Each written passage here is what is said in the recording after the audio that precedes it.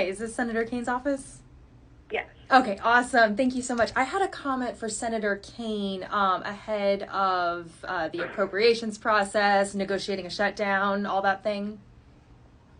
Yeah, of course. Amazing. Okay, so I am fully in support of the Democrats using the Affordable Care Act subsidies extension as a bargaining chip for cooperating with the Republicans on a CR or appropriations or whatever. I think that's great.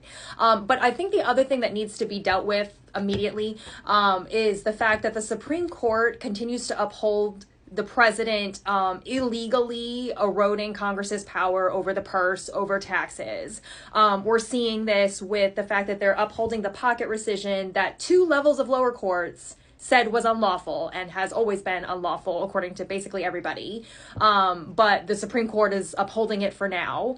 And also the fact that the Supreme Court is going to take up the tariffs case this fall does not bode well for what's been going on. So what I'm trying to say is that Democrats can be as bipartisan and negotiate all the greatest things in the world that they want with the Republicans. But at the end of the day, if the executive is refusing to spend the funds, if they're illegally rescinding the funds, if they are continuing to do harmful tariffs and taxes without congressional approval, illegally, according to most of the courts of this land.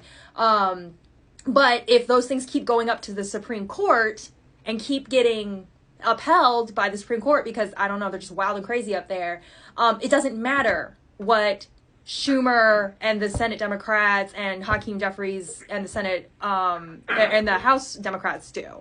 It's just going to keep getting overturned. Constitutionally, Congress has the ability to limit the jurisdiction of the Supreme Court. It's called the Exceptions Clause, and it's in Article 3. And so what I am suggesting is that any negotiation that is done to avoid a shutdown needs to include a limitation on the Supreme Court's jurisdiction, temporarily or whatever, doesn't have to be forever, but at least, maybe probably through 2026, of their jurisdiction over tariff and appropriations cases. Because clearly they're not going to do the right thing. They are flying in the face of all the other federal judges in the land on this with their nonsense. And again, Congress actually sets the jurisdiction of the Supreme Court. So they can 100% do this. This is completely legal. And if the Democrats in Congress want whatever they end up negotiating with Republicans to actually stick, they're going to have to address this. Because right now, the executive is just kind of doing what they want, and then they're end-arounding it with the Supreme Court. Does that all make sense? Yes. Well, I'm happy to pass it along, and I appreciate your call. All right, awesome. Have a great afternoon. Thank you. You as well. Bye-bye. All right, bye.